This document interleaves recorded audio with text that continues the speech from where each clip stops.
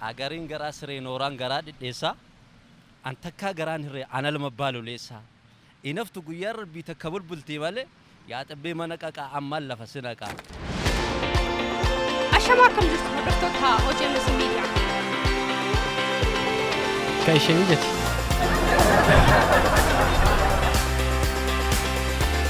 Kun bashannana OGMS.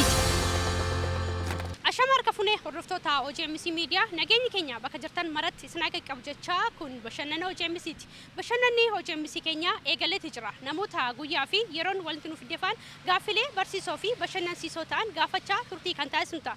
Isin hanga xumuraa sagantaa keenyatti nu daawwachaa nu waliin bu'aan affeerraa keenya. Qophicha waliin ani Boontuu Dastaati. Gamoo geessa kaameraatiin Sanyii Hirkoo nu waliin tura. Turtii gaarii.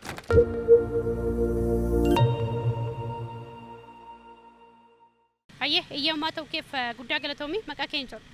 Maqaan koo Seefuu Gazuun jedhama. Addisuu Ahmedin jedhama. Maqaan koo Firaa'ol Yaadataan jedhama. Addunyaan jedhama. Barataa Abinizerin jedhama. Maqaan koo Obsa Abdiisaan jedhama. Maqaan koo Taaddasaa Cibsan jedhama. Mansuur Mahmad Abbaaluleessaa Abbaa Gibeenaan jedhani. Maqaa makeetan maqaa amman garaa kayyuu. Abbaa torba sitti lakkaa bar. Gaaffii jalqaba irratti si gaafadhu. Sirna gadaa keessatti gosoonni bokkuu Oromoo meeqa? Bokkuu. Bokkuun Oromoo meeqa? Bokkuun Oromoo tokkuma. Tokkuma? Tokkuma. Kabraa hin jiru. Isaanis eenyudha reen? Lakki bokkuun bokkuu. Era yaala? Lakki. No. Oromoon bokkuu tokko qaba. Shan. Eenyu faati? Eenyu akka ta'an hin beeku garuu shan. Shanidha. Isa argatteetta garuu eenyu faati? Yaalmee tokko irra keessa. Kan hin beeku. Shan akka ta'e hin beeka. Tokko tokkoon isaa garuu hin beeku. Lama. Isaanis? Maccaa fi Tulama.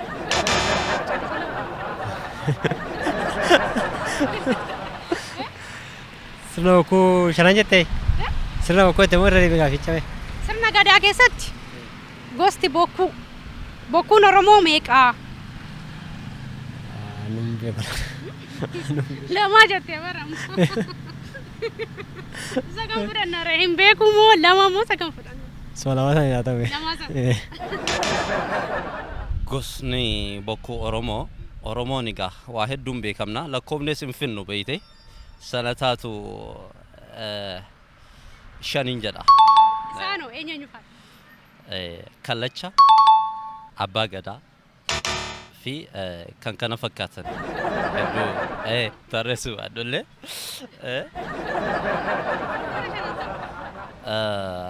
Kallachi jira, Abbaan Gadaa jira.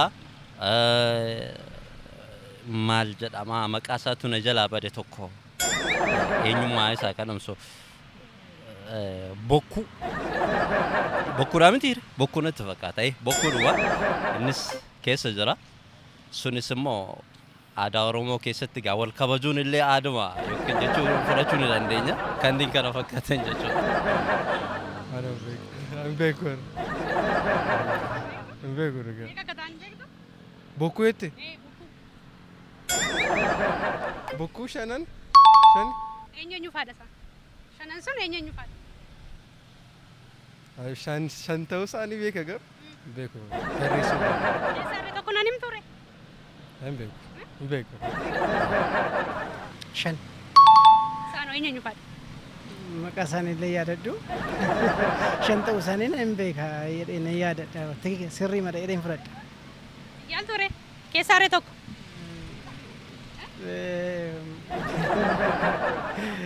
Sirna gadaa Oromoo keessatti Bokkuun Oromoo meeqa?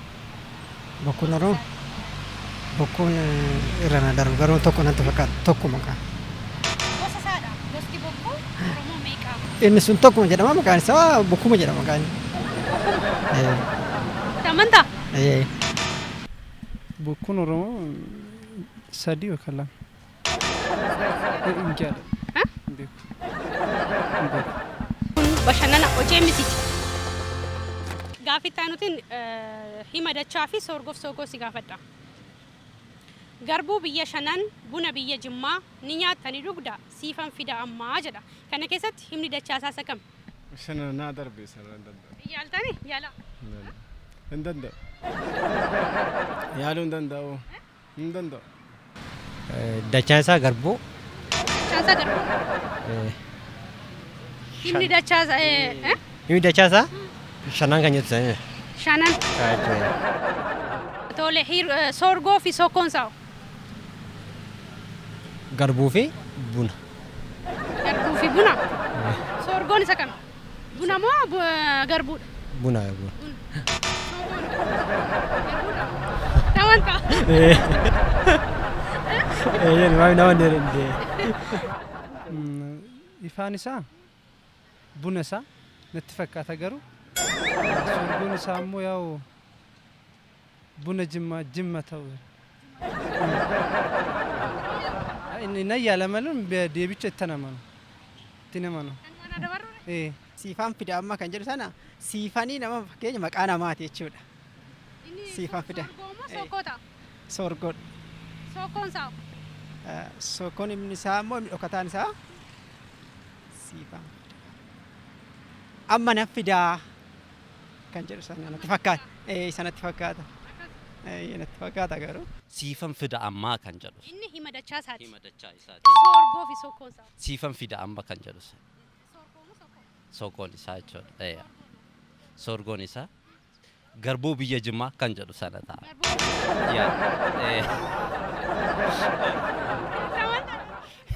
Itti namaan. Siifan fida ammaa natti fakkaata. Soorgoo fi sookoon isaa.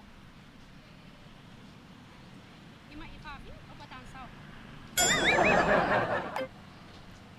Hin dandeenye garuu. Yaadu. Naan dhufne dhugaa. Hima dachaa argattee amma siifan fida ammaa jettee. Hima dachaa argattee mitiire soorgoo fi sookoon isaa yookiin ifaa fi dhokataan isaa. Naa galeera yaadni kee.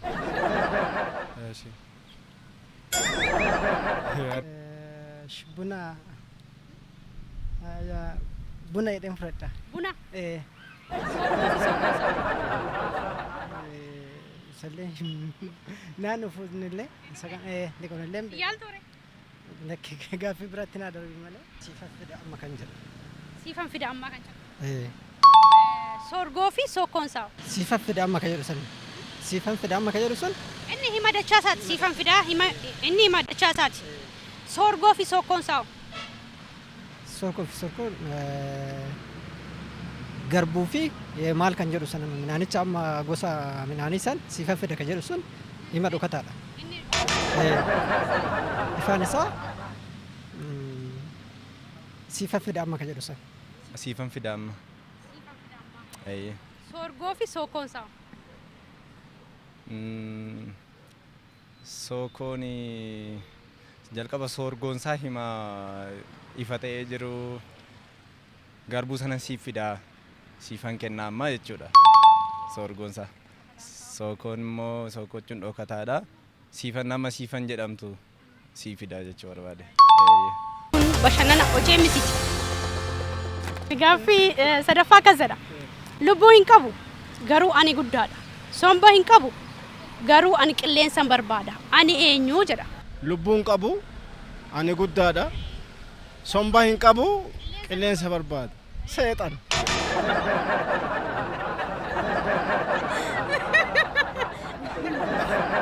Kun seexana gurraacha wannaati. Gaaffii dhabuu akkuma jiru jiraate.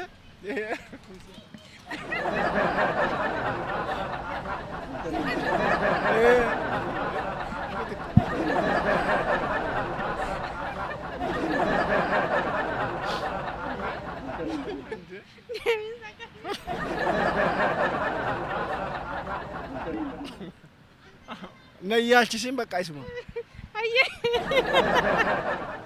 Ennumtuu qilleensa. Ennumtuu qilleensa. Ani beeku kanas beeku. Muka natti fakkaata garuu beeku. Lubbuu hin qabu. Fiinyaa ta'a. Fiinyaatti guutu fiinyaa ta'uu danda'an qilleensa barbaadu. Pileenidha kaa xiyyaara.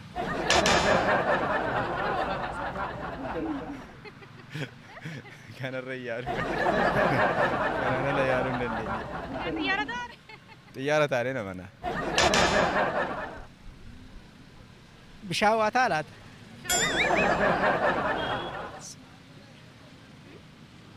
Bishaan jedhaan. Bishaanidha. Eh, Itti amantaa? yaa natti fakkaata garuu shantama. Biqiltuudha. Biqiltuu sun ta'e. Lubbuu qabu kaasaan lakkinnoo hin ta'u. Lubbuun qabu wanta lubbuun qabu ishee kallattii naan kennitu Hundi keenya itti fayyadamna. itti fayyadamna. Beesma carraashuma. Hundi keenya itti fayyadamnee wallaale. Mana jedhama. Mana.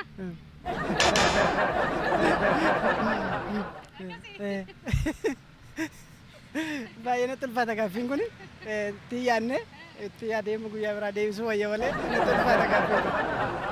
Isa kana eessa ala galaa moo mana gala wanti kun? Manuma galaa? Tuma fayyadamna. Qilleensaan barbaada?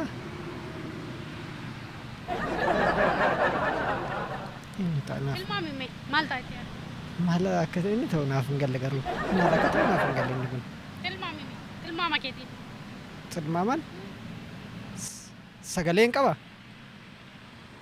Sagaleen qabu qilleensa qofa barbaada. Qilleensa nan barbaadaa jedhe. Somba hin qabu qilleensa nan barbaadaa. Televezyiinii.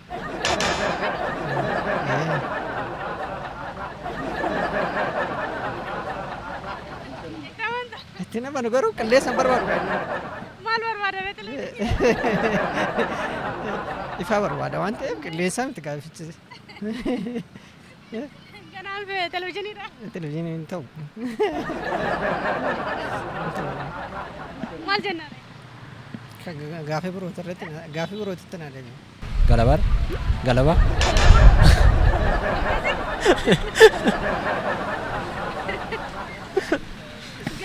Galabaan guddaadha. Mukkeen oo Muka. Isa kam jennaare? Amma deebi. Moo carraa xumuraa si kenna? mukuma qaban munni guddaa waan ta'eef qilleensa hin barbaada sun ban qabu muka inni. Kenna. Mukni lubbuun qabu.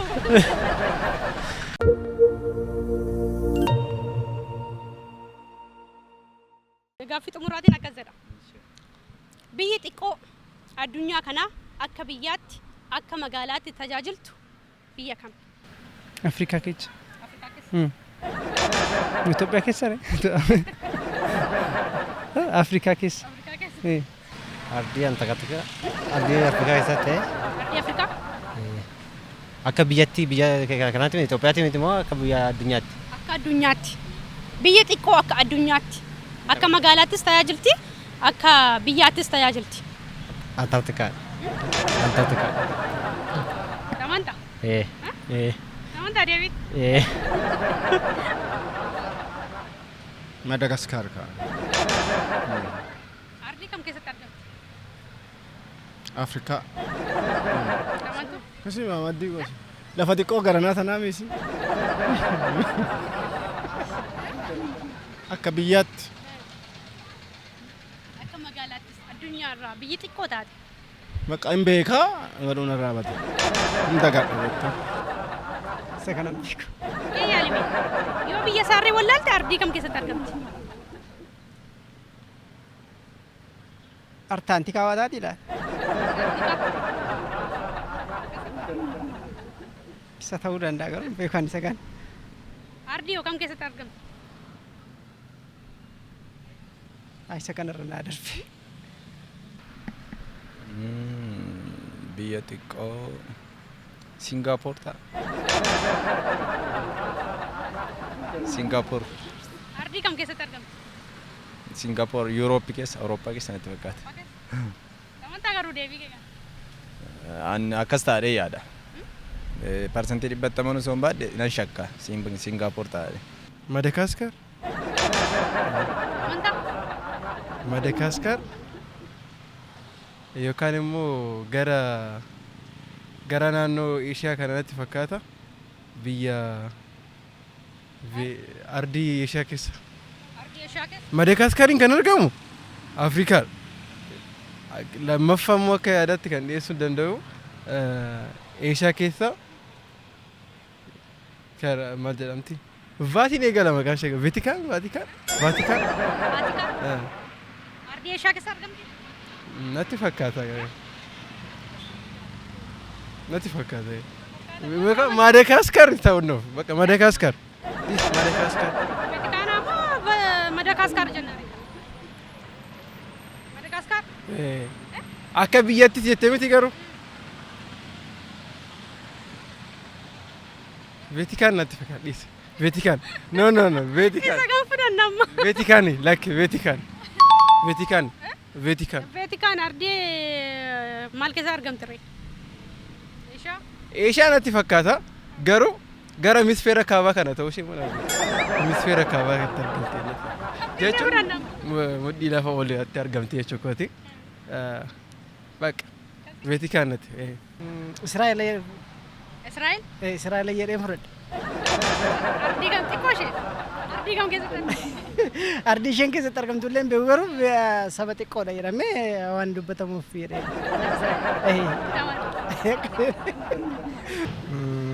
Gaaffii kana garuu biyyi xinnoo taatee kan argamtu akka yeroo barnootatti baranne gaanfa Afrikaatti Antaartikaa akka jedhamtu xinnoodha wayiidha magaalaa isiin beekummoo ishee. Ishee. Ardii Eeshiyaati.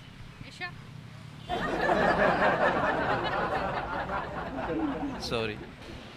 Maal tureyyuu sitti fakkaate agariin garaa siree nooraan garaa dhidheessaa an takkaa garaan hirree ana lama baaluleessaa inaftu guyyaa rabbii takka bulbultii malee yaa xibbee mana qaqaa ammaan lafa sinaqaa sigaleera miti jechi kun walaloo ajaa'ibaa ture otuu yeroo qabaadhe akka miidiyaatti dhufee sidii dhiyeessa ture ta'us garuu guyyaa tokko isa darguun kiyyaan oolu gaatiraa muka silkii gabaan cooraa galgala nagaatti tola nan gala. Hayyee galatoom. Alfadda. Hayyee galatoom. Hayyee sinis galatooma. Hayyee galatoom alfadda. Hayyee ishee galatooma. Hayyee galatoom alfadda. Hayyee galatoom alfadda.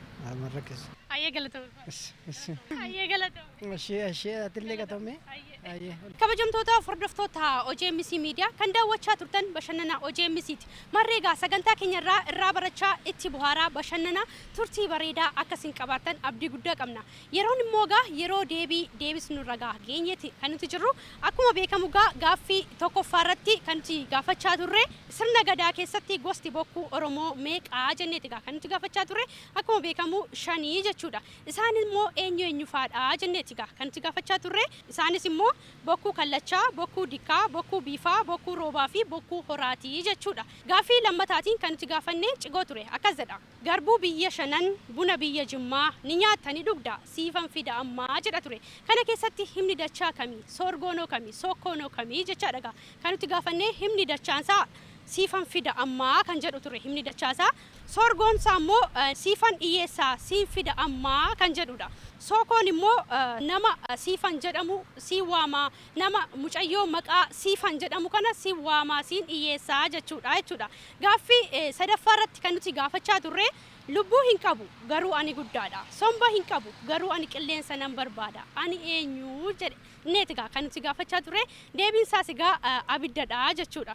Gaaffii xumuraatiin kan nuti gaafachaa turre biyyi xiqqoon addunyaa kana akka biyyaatti akka magaalaatti tajaajiltu maal jedhamti ardii kam keessatti argamti jenneeti kan nuti gaafachaa turre biyyi xiqqoon addunyaa kana akka biyyaattis akka magaalaattis tajaajiltu Veetikaanaa Siitii jedhamti jechuudha. Ardiin isheen keessatti argamtu immoo Awurooppaa keessatti argamti jechuudha. Kabajamtoota hordoftoota OGMC gaaffii bashannana OGMC keenya har'aaf qabanne kana fakkaata ture. Torban qophii biraatiin deebinee hanga wal arginutti nagaatti nuuf tura.